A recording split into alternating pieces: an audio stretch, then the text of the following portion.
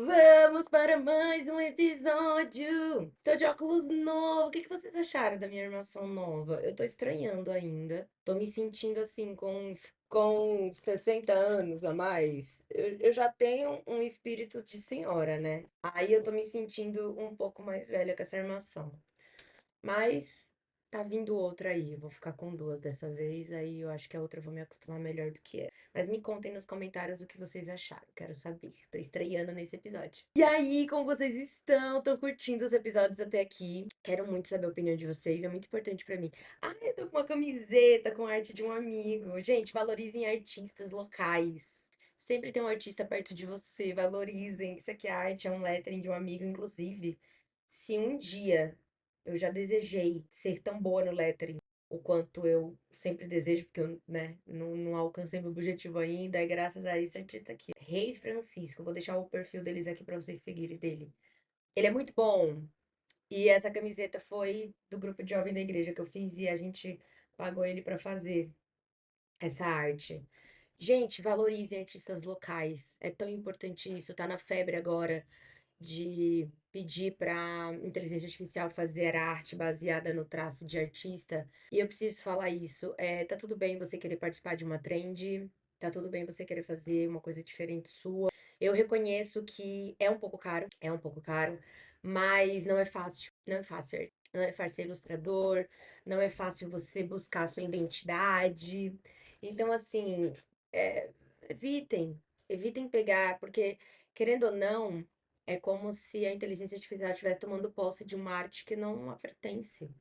Ninguém nem sabe quem foi o artista que criou esse tipo de traço que estão replicando, sabe? Então eu não quero bancar a chata de, ai, Priscila, eu nunca gostei de participar de nenhuma moda. Pra ser bem honesta, eu nunca gostei da ideia de participar de nenhum tipo de trend. Nem de vestir, nem de fazer. Mas eu sei que tem coisas que parecem ser legais e tal, então eu não vou julgar. Minha mãe mesmo adora, minha mãe mesmo ama. Mas valorizem artistas locais. Então, você viu que alguém. Eu tenho. Ah, é que tá no celular agora, eu não vou conseguir mostrar. Mas uma ilustradora que trabalha na mesma agência que eu à noite, ela é muito boa, muito boa. E eu falei, cara, eu preciso de uma arte dela. Aí ela publicou um desenho que eu falei, cara, ela foi pensada em mim, porque era um traço, né, feminino. O cabelo do desenho era azul, só que saía chifres tipo do estilo Capricórnio, sabe? Do signo de Capricórnio. Eu falei, cara, foi pensado em mim esse desenho.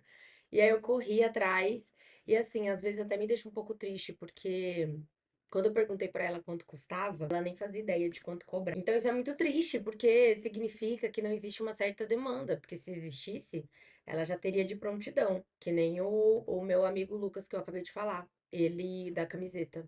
Ele já tem, por exemplo, um padrão de preço, porque a demanda é alta. É claro que a maioria dos pedidos também deve vir da igreja, provavelmente, porque ele meio que ficou.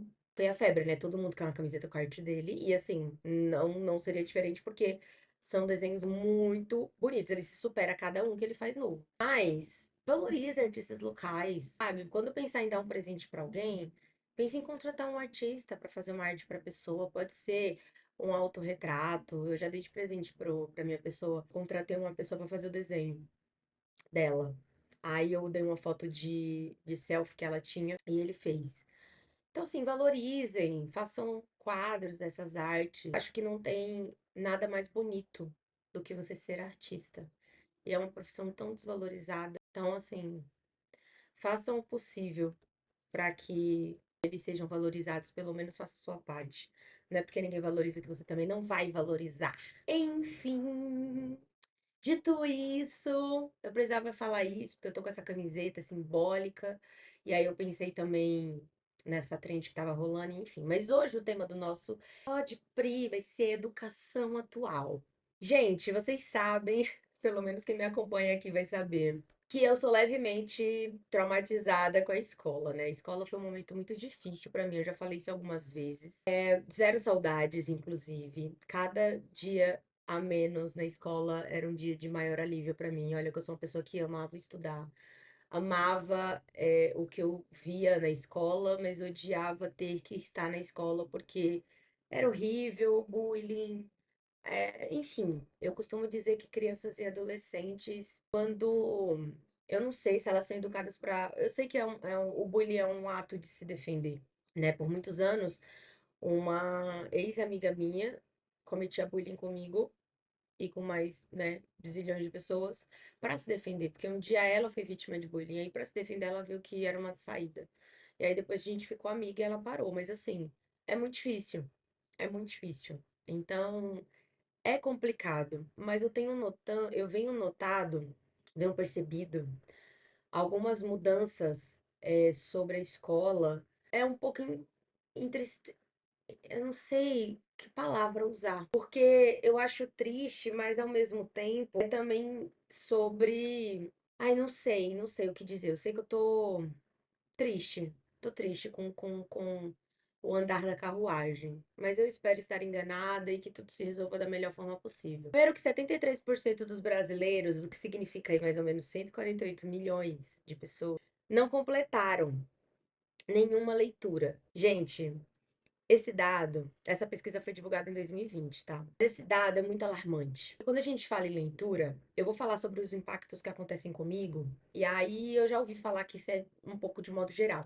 Mas como cada pessoa, eu vou colocar como é comigo, porque eu acho que é mais relevante e faz mais sentido de uma forma geral também. Cara, quando eu termino um livro, ou quando eu tô numa rotina de leitura, eu posso estar gostando ou não gostando da leitura, e a leitura pode ser de fantasia ou uma leitura técnica profissional. Mas eu sempre tenho a mesma sensação.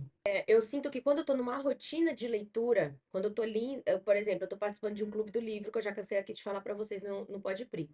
Quando eu tô nessa rotina de leitura, eu sinto que o meu jeito de falar melhor. Então eu erro, gramaticalmente falando, muito menos e escrevo muito melhor. E eu também sinto que como é que eu posso falar? A minha escrita também melhora. O meu vocabulário, isso, o meu vocabulário aumenta também. Eu sinto que o meu vocabulário fica muito melhor. E aí, de repente, eu me pego vendo, ou pensando, ou escrevendo palavras diferentes do que é do meu dia a dia. Então, é muito importante. E eu sinto esse impacto também com pessoas que eu conheço.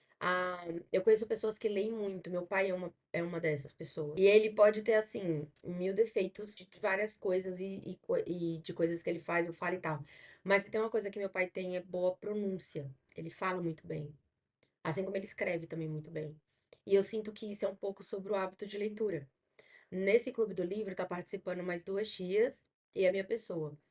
Eu quero muito trazer um episódio com elas aqui, mas quem sabe, né? Estamos preparando. E é incrível como, assim, das quatro, duas têm hábito de leitura e duas não. Duas, uma das minhas tias e a minha pessoa, e a outra tia que é daqui de São Paulo e eu. E assim, eu já senti uma diferença do jeito que a gente fala e tal. E é muito bacana porque não é cobrado esse tipo de coisa no clube. A gente é só. Agora a gente até aplicou umas regras novas e tal, mas a gente lê o livro, se reúne quando termina o livro, que inclusive eles estão em atraso de 2 semanas e provavelmente 3 semanas, por conta do óculos que não estava pronto. E a gente se reúne e fala sobre o que achou do livro. E assim, na maioria das vezes, acontece de uma pessoa não gostar, de outra pessoa amar. E a gente fala sobre a percepção, e a gente fala sobre tudo. A gente fala sobre o jeito que a escritora tem, o estilo, o jeito que ela escreveu, se a gente gostou ou não do estilo dela, do jeito dela e da história que foi contada. E a gente fala de um tudo, assim, muito de forma pessoal. Mas a leitura, de todo modo, inclusive essa minha tia, ela comenta sobre isso e eu concordo de certo ponto. Toda leitura vai ter um lado positivo. Toda leitura você vai aprender alguma coisa. Ah, mas eu odiei história, o livro foi escrito por um escritor machista. Ai, foi péssimo. Tá, mas você leu. Você melhorou seu vocabulário, você manteve sua rotina de leitura com ele. Então, teve algo positivo. E eu concordo. Nesse aspecto, eu concordo. Toda leitura vai trazer algo de positivo. Mas eu confesso que eu fiquei muito triste com isso. Eu fiquei muito chateada com esse dado, porque é mais da metade da população. E realmente eu vejo menos isso. Eu até vi que o TikTok fez algumas campanhas para a Bookstream, que é um formato diferente de influenciadores que leem e indicam leitura. Aí ele fez uma campanha que, inclusive, eu não sei se foi em todo o Brasil, né? Mas aqui em São Paulo, pelo menos, teve pontos de coleta onde as pessoas podiam pegar os livros e o compromisso era depois gravar um vídeo na plataforma para contar sobre como foi a história, como foi a experiência. E isso é muito bacana, porque é uma coisa que não te dá como obrigação uma tarefa nova. E eu confesso que, por que que eu tô falando desse jeito, né? Porque eu sou uma pessoa que eu tenho preguiça de ler. E eu entrei, a ideia do Clube do Livro, inclusive, só começou comigo e com a minha pessoa, porque a ideia era, vamos tentar criar esse hábito. E não tem outro jeito. E como eu sou uma pessoa que sou muito de compromisso, então se eu tenho um compromisso com você, eu vou fazer de tudo para cumpri-lo. Então a gente pensou nisso, tipo, vamos fazer um clube, porque aí você vai ter uma data para ler e você vai ter um compromisso, não só com você, mas com outra pessoa. E acabou que o clube cresceu assim, né? Mas duas pessoas, mas fez isso ficar maior. E essa minha tia que também não tinha um hábito de leitura, foi bacana também ver ela criando esse hábito. Então já aconteceu de atrasar outras vezes, até porque minha rotina é complicada, né? Eu trabalho é, o dia inteiro, né? Eu trabalho das 9 à meia-noite, então não é fácil manter o hábito de leitura. Para completar, eu ainda sou uma pessoa mais noturna, então, eu não consigo acordar muito cedo. E mesmo que eu acorde, né? Porque eu começo a trabalhar às 9, mesmo que eu acorde esse horário, para mim é muito complicado, porque de manhã eu não funciono direito. Eu só funciono muito bem mesmo. Depois das 10, no mínimo.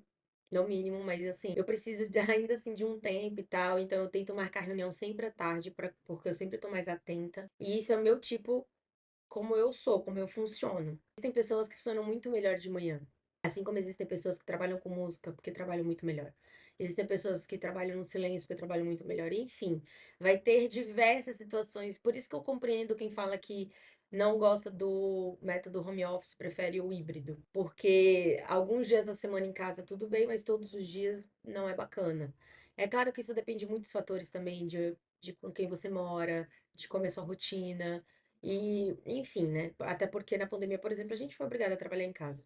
Mas, de todo modo, até você encontrar o seu jeito de ser, de viver e de ser e de se sentir bem e fazer da melhor maneira possível o que você comprometeu a fazer que precisa ser feito, independente disso, a leitura estimula muitas coisas. Como eu já falei aqui, comprometimento, interpretação de texto. Gente, eu tô sentindo que cada vez mais os jovens estão com menos potencial de interpretar texto. Isso é muito grave. Você vê que a pessoa preencheu uma coisa errada porque não leu direito. Ou melhor, até leu, mas não interpretou a leitura. Interpretar a leitura é tão importante quanto ler.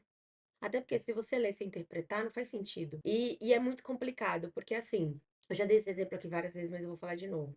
No início da transição, né, de tecnologia, a gente percebia que tinha muita dificuldade dos mais velhos com aparelhos celulares, mas na real era preguiça de ler. Porque tudo que acontecia na real não era porque era novo, até porque o aparelho celular, ele tem todos esses defeitos de atenção, de, enfim, essas coisas todas que a gente vê estudo, a gente está cansado de ver estudo e pesquisas que falam sobre como é importante colocar horário de uso, porque vicia, e não é só para criança, para adulto também.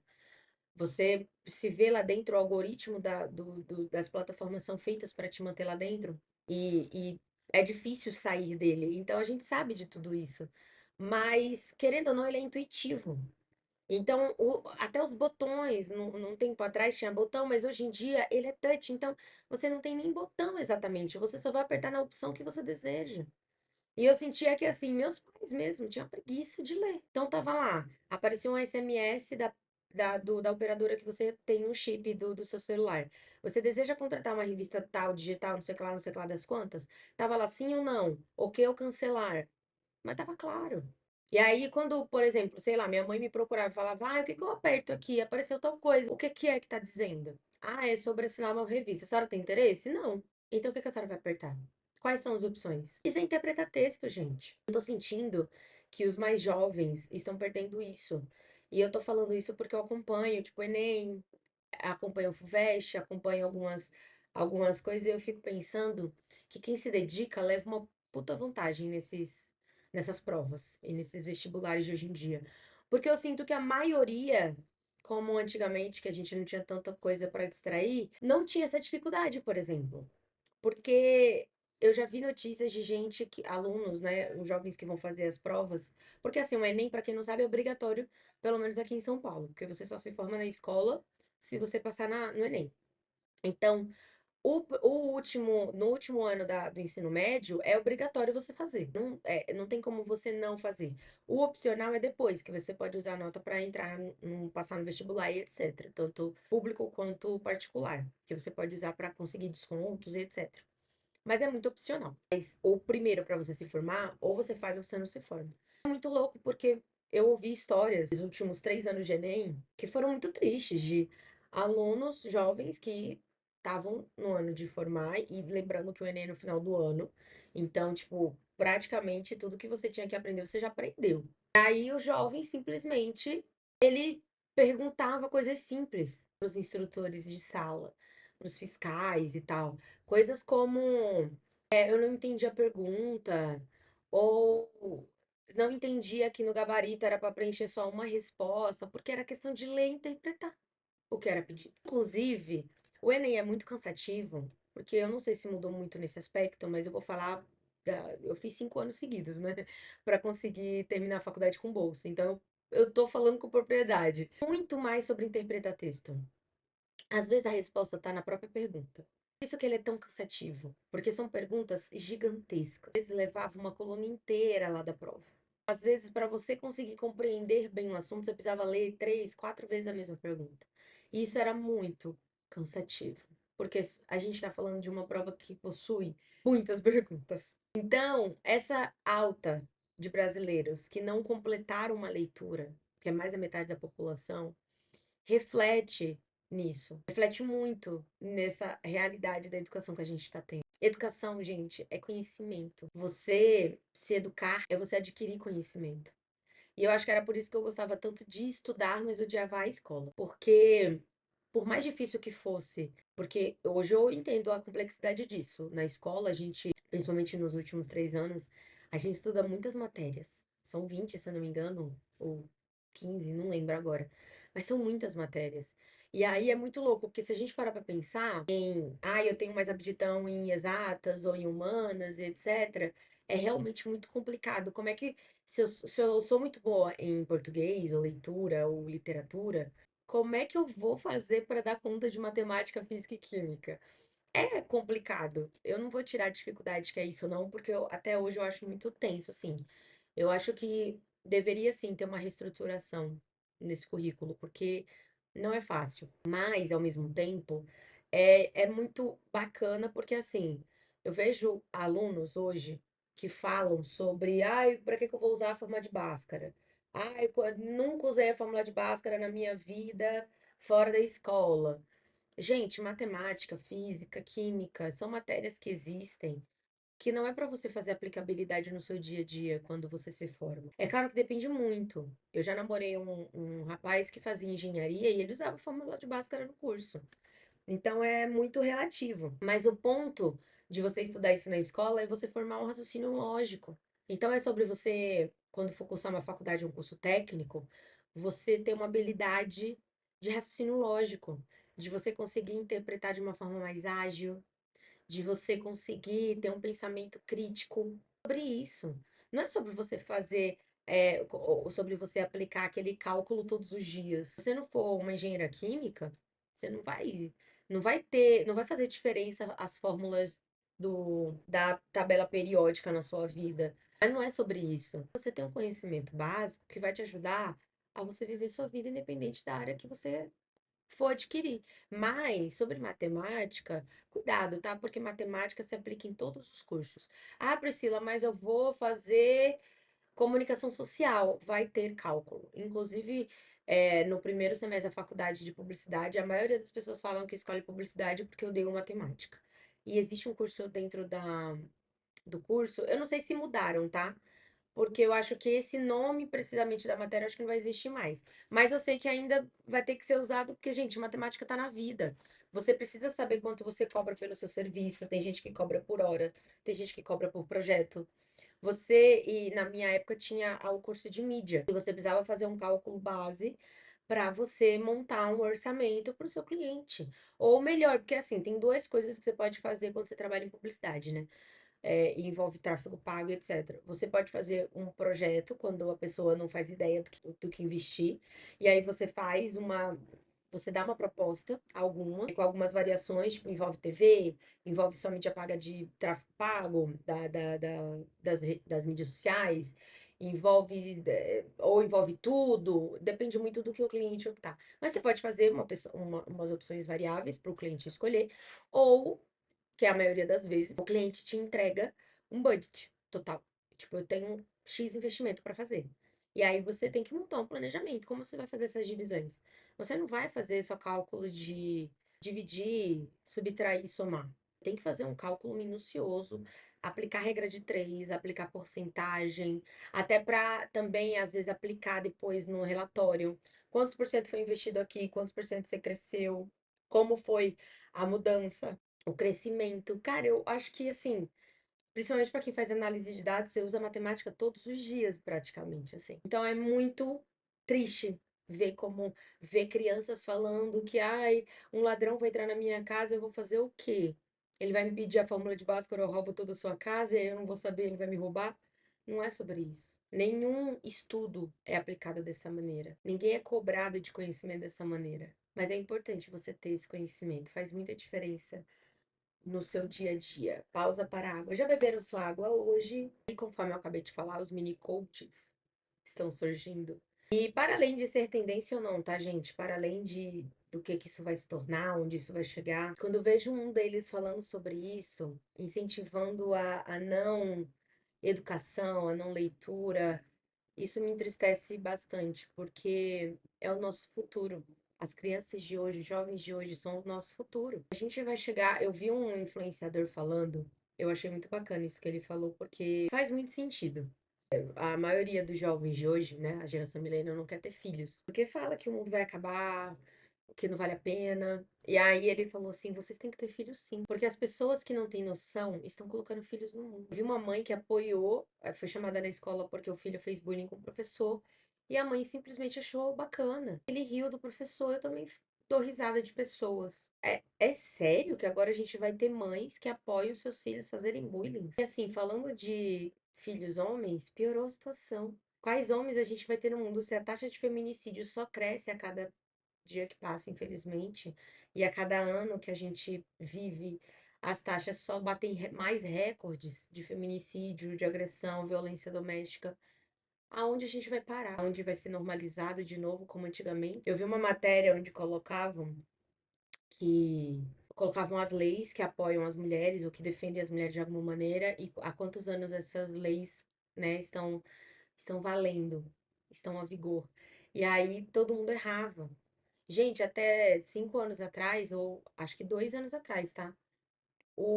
Não existia, ainda existia não existia a penalidade para o crime de honra, quando você matava sua mulher para defender sua honra. Aí você mata sua esposa, fala que foi para defender sua honra, porque ela te traiu, e ninguém vai questionar. Vocês têm ideia que muitos homens podem ter usado dessa lei até sem motivo. E aí a gente fala muito sobre ah, antigamente os casamentos duravam mais, hoje em dia ninguém leva a sério o casamento, ninguém tenta fazer dar certo.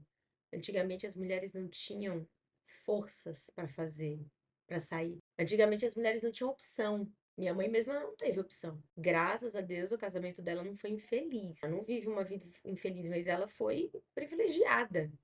E é um caso raro, porque a maioria das mulheres não teve opção e viveu uma vida de caos, inferno dentro de casa. Algumas eram proibidas de trabalhar e iam fazer o quê? Eu não quero aprofundar nesse assunto, porque o tema não é esse, mas a falta de educação leva a pessoa a ser menos instruída. E quando a pessoa não tem instrução, comete besteira, vive num caos e cria outras pessoinhas com instruções muito equivocadas. Então, o impacto disso, por exemplo, no mercado de trabalho, é o que a gente vê da geração Z. Tem a galera que, de novo, eu vou defender, tá? Eu até vi um post no LinkedIn esses dias onde uma mulher falou sobre isso, sobre o quão é ruim você generalizar, porque a geração Z tem muita gente competente, muita gente que já é, enfim, chefe de família, e que trabalha muito bem, obrigada. E eu concordo, né? Generalizar, até porque eu trabalho com uma designer que é geração Z e ela trabalha super bem. Mas o que é importante a gente levantar aqui é como é relevante a gente ter boas instruções para saber do que falar, para saber do que defender. Para quem acompanhou o episódio que eu fiz com a Nath, acho que teve um pouco disso. Eu falei para ela, dei força para ela porque ela trabalhava bem, mas ela não sabia defender o próprio projeto. Parte também porque ela não tinha muita confiança no que ela fazia. E isso acontece um pouco com a gente também. Quando a gente não tem confiança, a gente não defende super bem o que a gente faz. Mas o ponto de falar bem também é importante. Não basta você só acreditar no seu trabalho. Se você não falar direito, não funcionou. E a gente aprende isso. Cara, tem coisas que eu aprendi na escola que até hoje eu uso. Redação, eu aprendi na escola a estrutura correta. Matemática, eu era muito boa, inclusive, em exatas. Minha professora até hoje não aceita que eu fui para humanas. Mas me ajudou muito. E assim, eu estaria melhor se eu tivesse o hábito da leitura. E é por isso que eu estou buscando isso. E aí, eu quero finalizar esse episódio falando isso. Eu quero muito que vocês coloquem metas de leitura. Pode ser assim, não precisa ser coisa grande. Ai, um livro por mês. Sua rotina é complicada, você tem filhos, você trabalha fora, é num horário complicado, você chega em casa cansada. Tenta colocar um livro a cada 3 meses. E pode ser um livro grande, um livro pequeno. Quando eu trabalhava fora, eu descobri que eu amava ler no metrô e no trem. Tinha vezes que era impossível, porque era tão lotado. E olha que na época que eu trabalhava presencial, não era essa loucura aqui em São Paulo. A linha Nova Esmeralda não era tão caótica como é hoje. Então, ainda assim, tinha dias que eram ruins, era tão cheio que eu não conseguia pegar no livro. Mas em dias que você conseguir, tenta. Eu não consigo ler em ônibus e carro em movimento, por conta do astigmatismo. E talvez por conta da labirintite também, que eu devo ter e não sei. Porque cenas de TV que giram muito rápido a câmera, eu fico tonta, eu odeio. Então, eu talvez também tenha esse porém. Mas, mesmo assim, eu tento. Não no carro. O celular eu tô conseguindo mexer agora, porque a Apple lançou um negócio para antijogo que comigo funciona. Mas mesmo assim, não por muito tempo. Só fica umas bolinhas na tela, estranho, mas funciona. De algum modo, isso explica alguma coisa. Mas coloque uma meta de leitura. E quando falo meta, de novo, não tentem colocar algo a mais que vocês não consigam aplicar. Não tentem colocar uma coisa assim exorbitante. Coloca dentro da sua realidade. Às vezes no clube, a- as meninas falam assim: ah, esse livro é curtinho, dá pra gente ler em uma semana. Não contem comigo se for nesse prazo. Porque a minha rotina de trabalho é muito complicada e nem todas as noites eu consigo. Às vezes ela coloca no cronograma de leitura 3 capítulos no dia. Eu não consigo nem ler um, às vezes. E tá tudo bem. A intenção não é ser uma pressão, mais uma, né? Pressão nas nossas vidas. A ideia do clube é fazer que se torne rotina. Então, tentem tornar rotina na vida de vocês. E se for difícil fazer sozinha, chama uma amiga e compartilhem leituras que vocês gostariam de ter. Eu, nesse clube do livro, eu consegui ler 2 livros que estavam encostados na minha estante que eu não li há anos. E tô querendo fazer isso com outros. Me estimulou porque tinha leituras que eram mais fáceis para mim, eu terminava antes do que o previsto. E aí eu me estimulou a ler outros livros que também estavam encostados e eu não lia fazia muitos anos. Eu fui acho que a última Bienal do livro que eu fui foi antes da pandemia. Foi antes da pandemia, acho que foi em 2019 ou 2018. E eu tinha leitura desde lá que eu não tinha pego ainda para ler, por conta de preguiça, tempo, rotina. Desculpa, gente, para não ler é o que não falta. Então, se eu puder deixar algum recado para vocês, leiam, não façam parte dessa estatística de pessoas que não completam nenhuma, sei lá, nem que seja um livro por ano. Olha que bacana, um livro por ano é melhor do que 0 livros no ano. Leiam, gente, leiam. Hoje a maioria dos problemas de fake news é falta de leitura. Se a pessoa lê, às vezes, a manchete inteira da fake news, já pega mentira. Porque está escrito errado, porque tem uma concordância que não está concordando, que tem alguma coisa errada na leitura. E se não for isso, muitas vezes, às vezes assim, a gente tem muito disso, né? De ver um vídeo fora de contexto e aí distorce o que foi falado. É uma questão de leitura. As matérias não estão sendo lidas mais. É por isso que os blogs diminuíram muito de quantidade. Antigamente as pessoas liam muito mais. Eu tive um blog, inclusive, eu adorava escrever. Era tipo o Podpri, só que leitura. E aí eu parei porque a vida aconteceu, né? Como eu sempre falo aqui. Mas é isso. Eu espero que vocês tenham gostado. Eu sei que não foi um tema muito dos melhores, mas isso impacta tudo. Eu acabei até envolvendo o mercado de trabalho, então, olha, é isso que eu mais gosto no Pode Pri. Eu acabo envolvendo em todos os temas mais aleatórios possíveis o mercado de trabalho e a publicidade. É por isso que nunca foi sorte, sempre foi publicidade. Espero que vocês tenham gostado.